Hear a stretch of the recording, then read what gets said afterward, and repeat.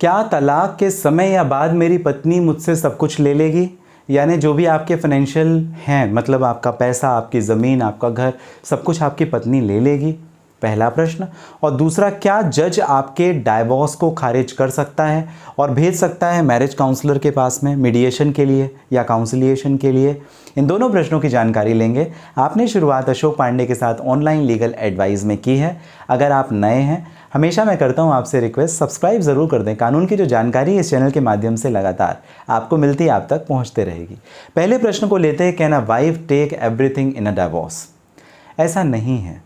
दो तरीके की प्रॉपर्टी होती हैं। एक है सेल्फ एक्वायर्ड, जिसे हम लोग कहते हैं सेल्फ एक्वायर्ड मतलब स्वार्जित संपत्ति। दूसरा होता है कम्युनिटी प्रॉपर्टी। फैमिली लॉ की जब बात करें, कम्युनिटी प्रॉपर्टी का मतलब ये होता है शादी के बाद पति और पत्नी ने जो कुछ भी बनाया, दोनों का बराबरी हक है। ऐसा समझते हैं कि पति ने जॉब करी, अर्निंग किया, लेकिन उसने जो प्रॉपर्टी थी वो अपने नाम पे पूरी रखी।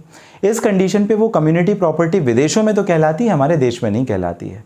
वहाँ पर फिर कोर्ट डिसाइड करती है कि एलिमनी का कितना पोर्शन, कितना शेयर वाइफ को मिलेगा। लेकिन अगर दोनों के एक फ्लैट लिया पति और पत्नी ने, दोनों के नाम पे संपत्ति दर्ज है, फर्क नहीं पड़ता किसने उस संपत्ति को खरीदा है, बनाया है, बशर्ते वो प्रॉपर्टी दोनों को मिल जाएगी। तो आपका पूरा या सब कुछ चला जाए ऐसा नहीं है, जाएगा तो आधा जाएगा।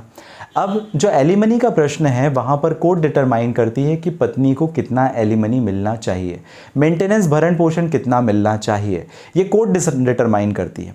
तो जो भरण पोषण का मुद्दा है या एलिमनी का मुद्दा है, पैसों का मुद्दा है, वो कोर्ट डिसाइड करती है। लेकिन अगर मान लीजिए कोई घर या शेयर है, दोनों के नाम पर है, दोनों के बीच में डिवाइड होगा। पत्नी ने जॉब करते हुए या आपने किसी फैमिली रिलेटिव से उनको कोई गिफ्ट मिला, कोई प्रॉपर्टी या कोई प्लॉट या कोई ऐसी चीज़ मिली जो वो अपने पोजीशन में रखना चाहे, बिल्कुल रख सकती है, फिर उसका एब्सोल्यूट ऑनरशिप या राइट है। लेकिन अगर वो क्लेम करना चाहे सेल्फ एक्वायर्ड प्रॉपर्टी जो पति की है, तो फिर कोर्ट डिसाइड करेगी कितना एलिमनी पत्नी को मिलना चाहिए। बशर्ते अगर वो जॉइंट प्रॉपर्टी है, कम्युनिटी प्रॉपर्टी है, तो दोनों पति और पत्नी के बीच में वो डिवाइड हो जाती है। लेकिन संपत्ति जो बिजनेस प्रॉपर्टी है, फैमिली बिजनेस प्रॉपर्टी है, वो डिवाइड नहीं होती है, उस पर हक बहुत मुश्किल है या नहीं के बराबर है, नहीं मिलता। तो इस प्रश्न का जवाब, can a wife take everything in a divorce? मेरी पत्नी तलाक के समय या पहले या बाद पूरा सब कुछ मेरा ले लेगी? इसका जवाब है नहीं।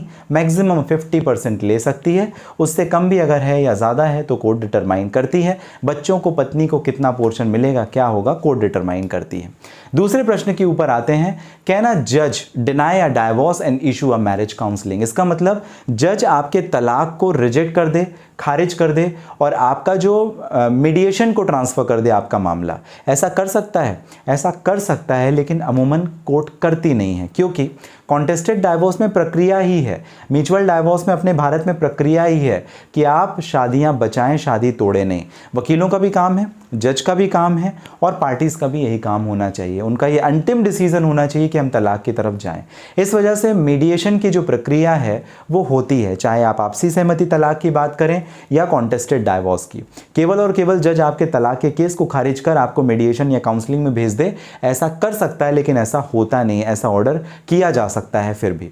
अब क्या होता है, जब आप मीडिएशन या काउंसलिंग में जाते हैं तो वो एक एडीआर का पार्ट है, अल्टरनेटिव डिस्प्यूट रेजोल्यूशन का पार्ट है, जिसमें आसानी के साथ आपके पूरे मुद्दे मामले को निपटाने का, निराकरण करने का एक डिसीजन मीडिएटर लेता है, जो बहुत अच्छी बात है। आप 3-4 साल धक्के खाएं, उससे ज़्यादा बेहतर है एक समझदार व्यक्ति वहाँ पे बैठा है, आप उसके पास में जाएं, वो आपको समझाइश देगा। अगर आपको लगता है कि वो आपकी समझाइश लायक है तो आप उसकी बात माने, आपका जो मामला है वो जल्दी आइदर दिस साइड और दैट साइड, इधर या उधर सॉल्व हो जाएगा। काफ़ी आसान प्रक्रिया होती है।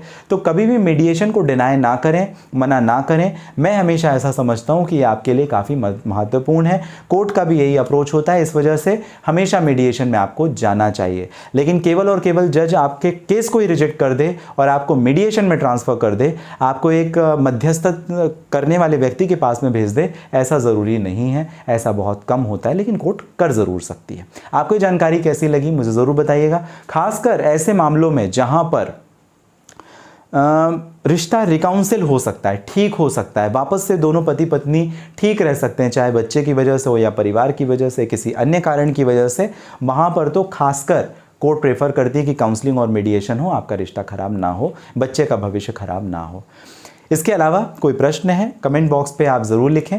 साथ ही कोई और जानकारी डायरेक्टली बात करके लेना चाहते हैं, इस वीडियो के डिस्क्रिप्शन में डिटेल है, लिंक है, जहां से अपॉइंटमेंट बुक करके आप मुझे कर सकेंगे बात। मिलेंगे अगले वीडियो में, तब तक के लिए आप सभी स्वस्थ और सुरक्षित रहें।